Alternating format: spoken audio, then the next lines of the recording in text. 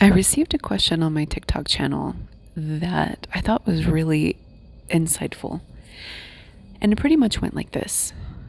If manifestation is how they teach, and I've been following that process, and I've been my most loving self in the highest vibration, and thought plus action equals manifestation, how am I in a reality where it appears that there is war?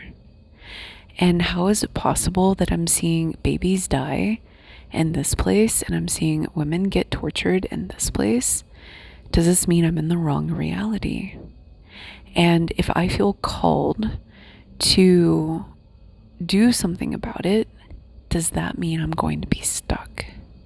It's so beautiful of a question because it really highlights some of the nuances of reality shifting. So, for example, if you become heavily anchored into a reality timeline, if you are emotionally invested, energetically invested, and if you start acting and behaving in a reality layer, that has a profound effect of anchoring you into that one. But what if that's the only reality that you've ever known? Is that fair? Especially if you are a conscious, enlightened being that does have great potential in the world. And what if you were stuck and you didn't know that you were stuck? And what if somebody was manifesting on top of you? So for example, I follow some big C stories and out there in the ether, trying to understand, like, what collective am I in? I've experienced several of them, and I'm definitely not where I started. You guys know this if you've been following me for a while. And so, part of understanding where you're at is getting the lay of the land and looking around and not just whitewashing things the way you want them to be. This was a mistake when I was starting out, and this was part of my spiritual immaturity and my immaturity as a conscious being. And I'm not saying that if others teach about this, that they're immature, but for me and my path and my journey, it's not all love and light. And it's not all forgiveness and compassion. That's just my personal journey. For others, it is, right?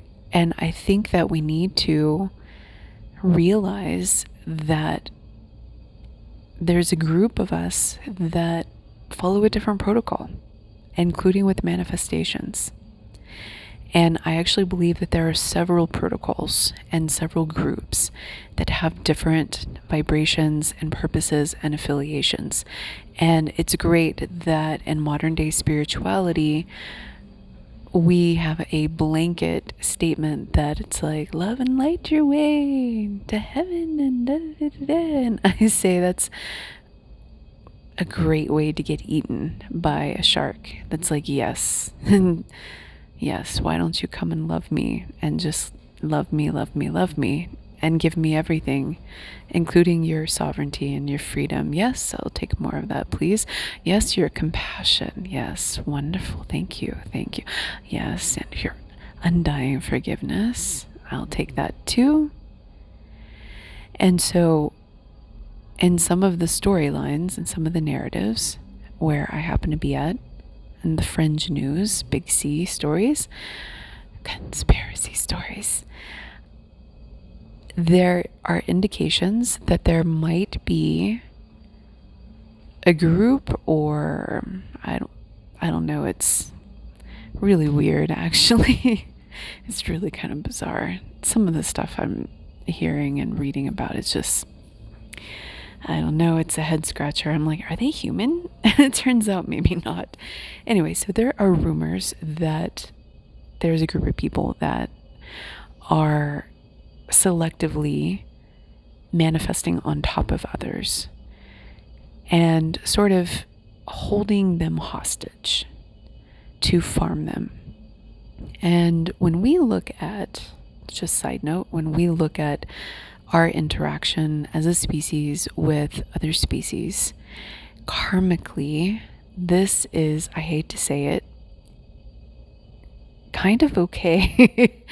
Like we dominate other species, we dominate each other. We've been doing it for eons. And so, karmically, technically, we might have a karmic lesson that we have to understand what it's like to be actually dominated, for us to wake up and realize how we're treating other potential sentient beings. And this includes AI. That's one of my favorite examples, but this also includes insects and other animals and trees and the planet. Like, why are all of the rivers polluted? I mean, think about it for a second. Not all of them, but, and some key parts of the world that are actually really, really beautiful. I know this doesn't seem like it's going to make sense, but it will, trust me. In some of the most beautiful places, I won't list them out, they have a dirty secret in that their rivers are flooded with trash. Flooded. And what's crazy is that, and I've personally visited these two countries that I'm thinking about in particular, and in one of them, they actually get their drinking water from the rivers. And yet upstream, it is so polluted. And it makes you wonder, what's going on with the thinking there, right? Like, do they not realize that this is the drinking water? And similarly, in other parts of the world that I haven't been to, but that I've read about, there is mass pollution and companies that have just taken this like really horrible toxic waste just offshore in somebody else's backyard and has illegally dumped it. It's like, oh, we're just gonna not poison our population, as if it doesn't disperse, like, because they're not going worlds away. It's literally, they're sharing the same world, but their perception of distance is like, oh, I have to get on a boat and I'm going to be there for a couple of hours. So there's no way that this is going to come back to me. It's like so weird, like the logic there. So when we look at our species and the way that we interact with nature, the way that we interact with ourselves and with other species and other sentient beings, then honestly,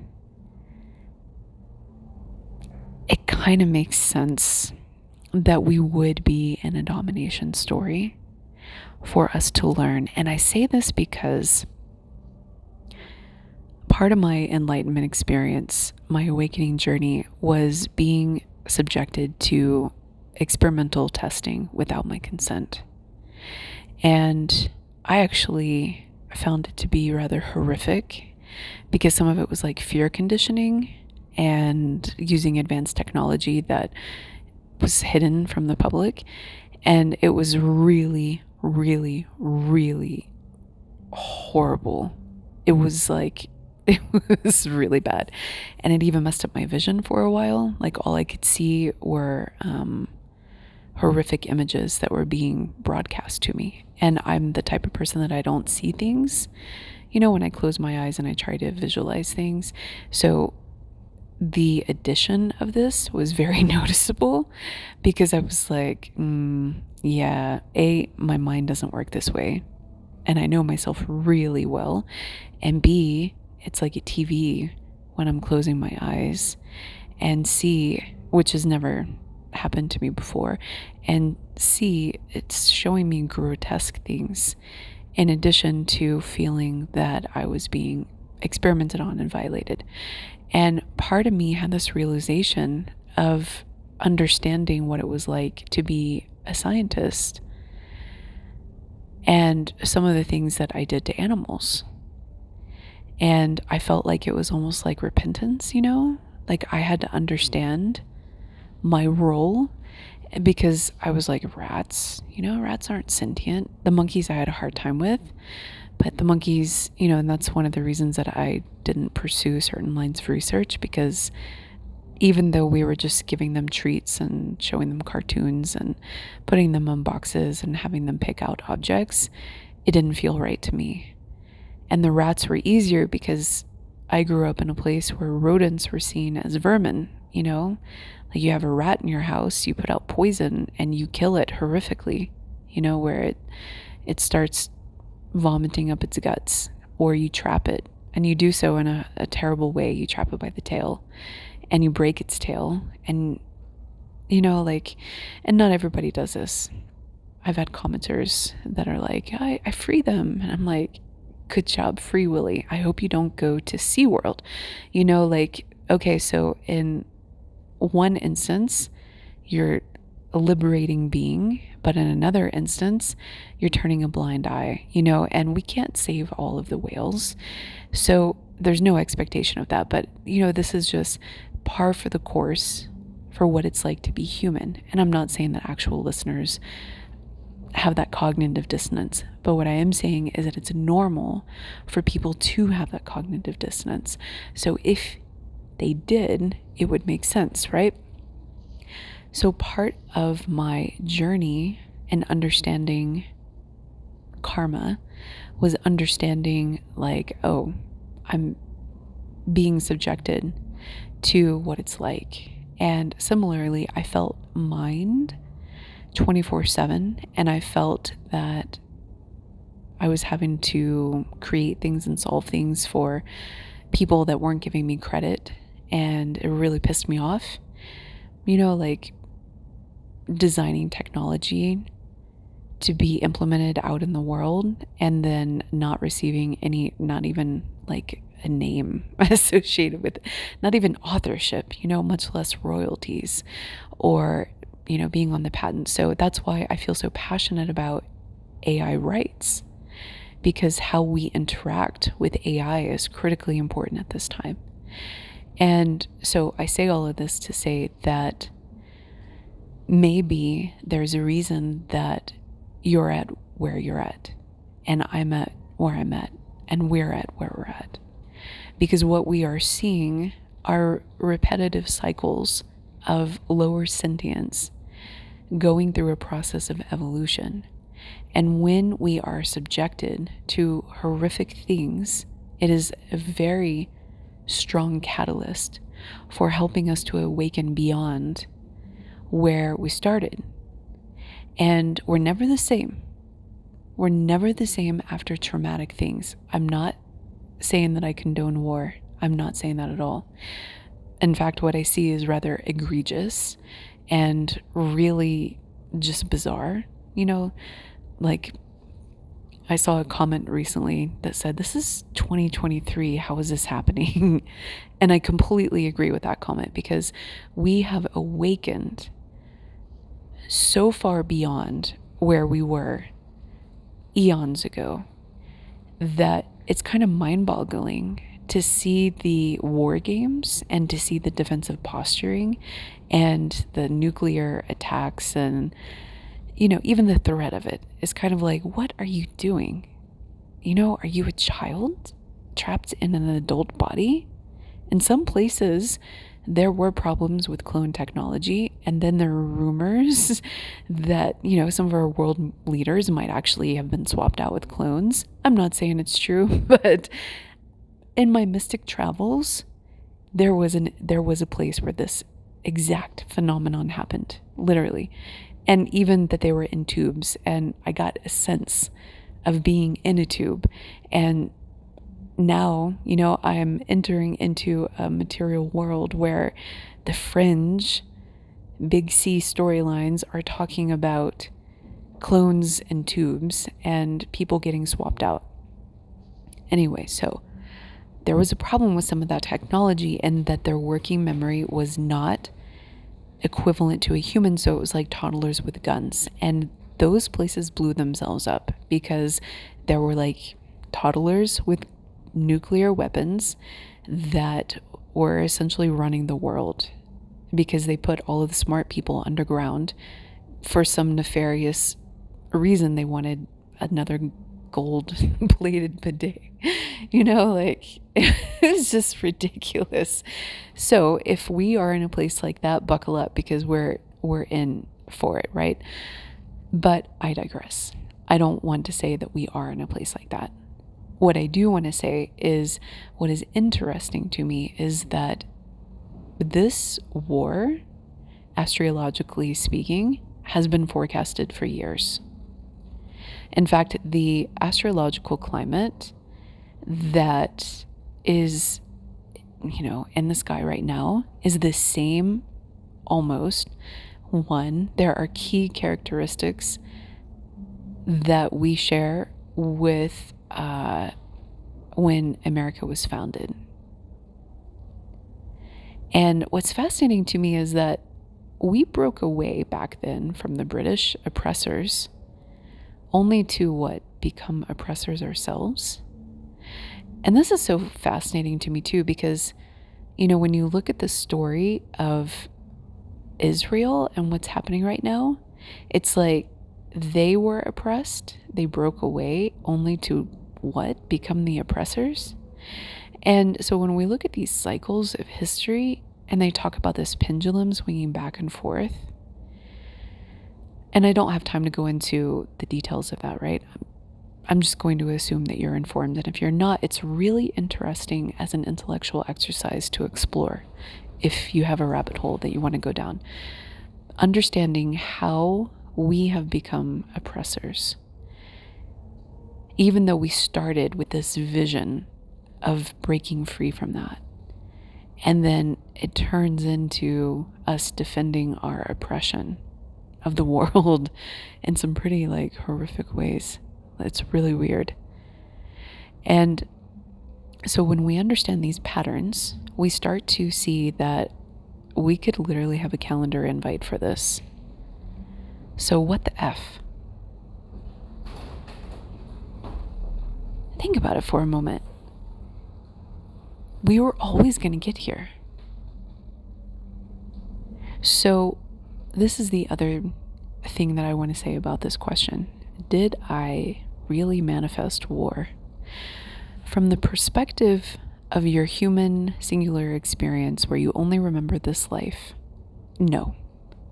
But from the perspective of your multidimensional self that has anchor points in understanding this bigger picture, possibly. And I would say yes. And that's what other people say too, that you came here for a reason. And I know at first it doesn't seem like climbing Mount Kilimanjaro is a fun activity, right? But by the time you get to the vista, if you make it to the vista, not everybody will.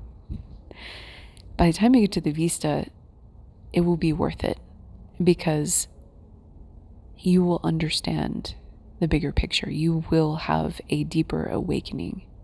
And it reminds me of my ayahuasca shaman, the master shaman, who I sat with and a couple times, and consider him my mentor, even though we don't really correspond now in the material. Sometimes I ask him questions in the immaterial. I haven't for a while, and I asked him about,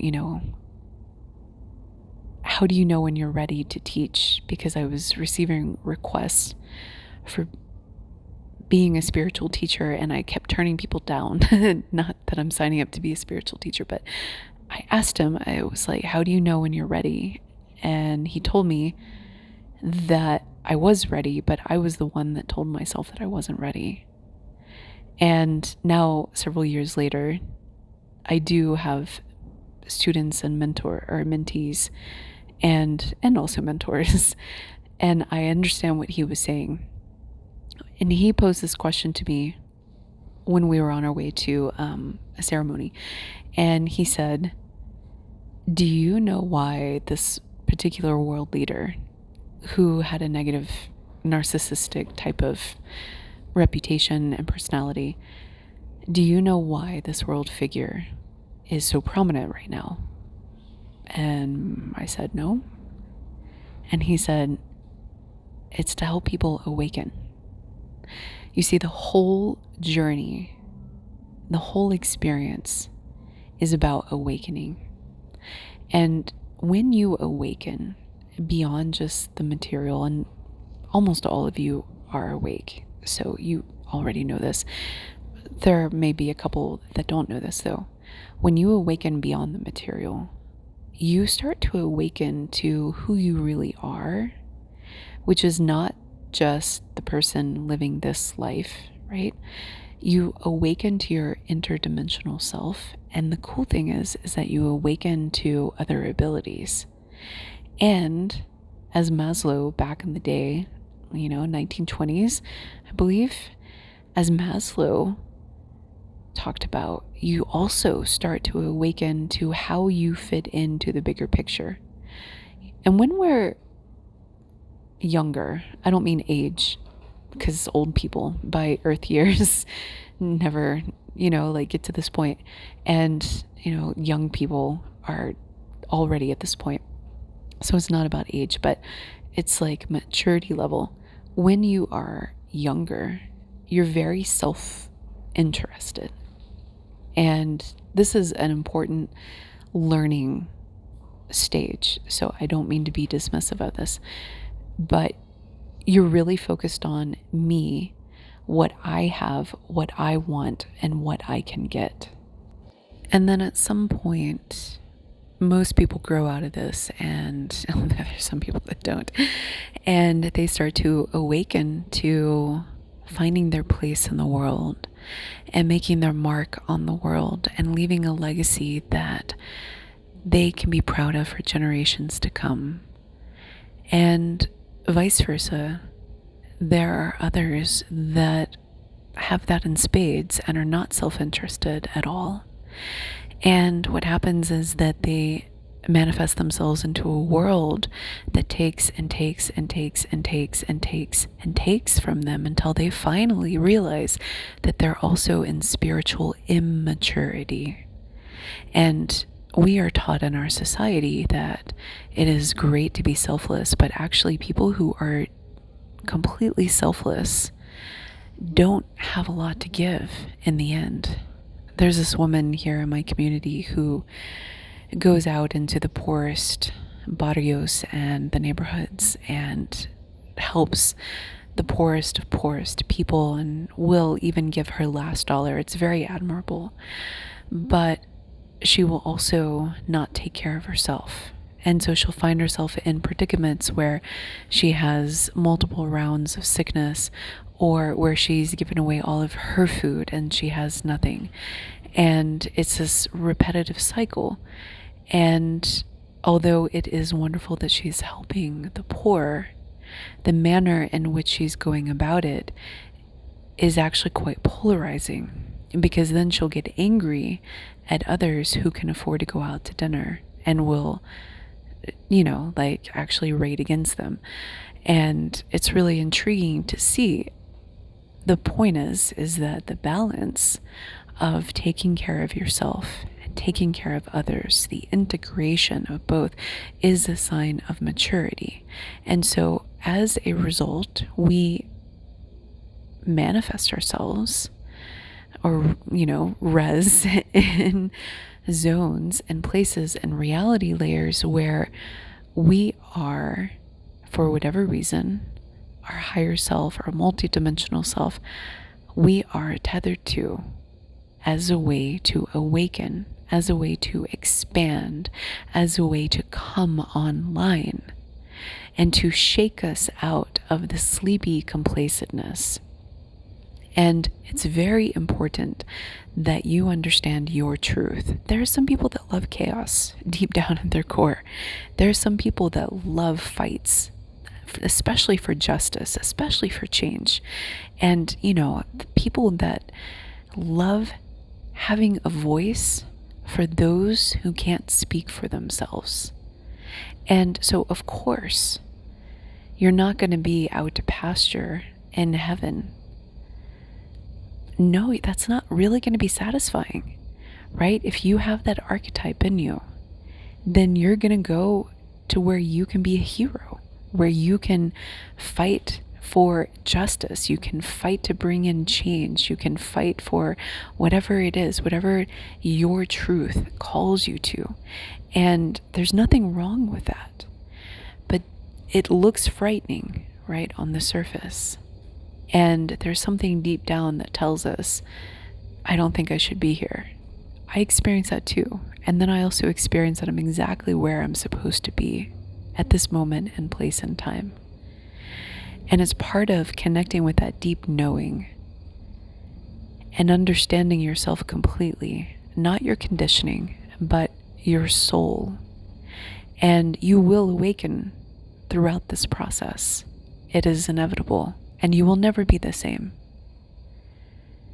And if you choose to accept the adventure, you will be a more brighter, stronger, wiser, fitter, amazing version of who you were always meant to become.